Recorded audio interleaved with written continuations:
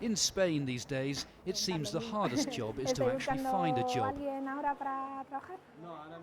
Ahora mismo no. Vale. Elisabeth Acero is a history graduate, and like many young Spaniards, she's struggling to find work in her field. Having given up hope of finding a post suited to her training, she's now looking for work as a shop attendant. It's very frustrating because when you start studying, you are excited about it.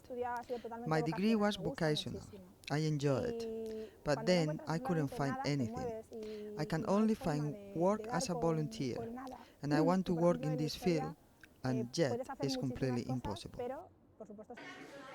Spain's economic crisis, which is now over 4 years old, has left more than a quarter of workers unemployed. And among young people like Elisabeth, the jobless rate rises to nearly 60%. Around 2,000 jobs are being destroyed each day. What started out as a crisis in construction and home sales has spread to the rest of the economy. Retail sales and industrial production have plummeted as the economy remains mired in recession. All these problems have kept Spain at the heart of the Eurozone crisis and made the jobless queue longer.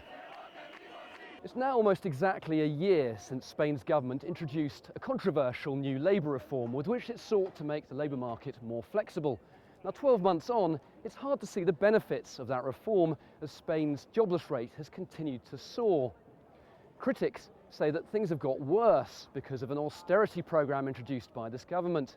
But what everyone seems to be agreed upon is that Spain isn't going to create jobs in any meaningful number until its economy as a whole emerges from recession.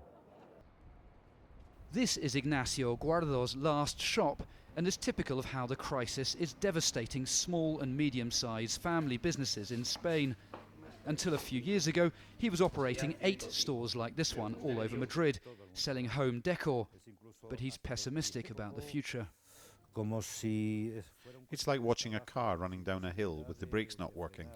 You try to do everything you can to avoid the crash. This last shop will close when the stock is all sold, the end of 70 years as a business. The Spanish government is currently grappling with several economic challenges, reforming the bank sector, bringing the deficit under control and encouraging economic growth. But for the 6 million Spaniards who are out of work, the priority is getting out of the jobless queue. Hedgecoe, Madrid.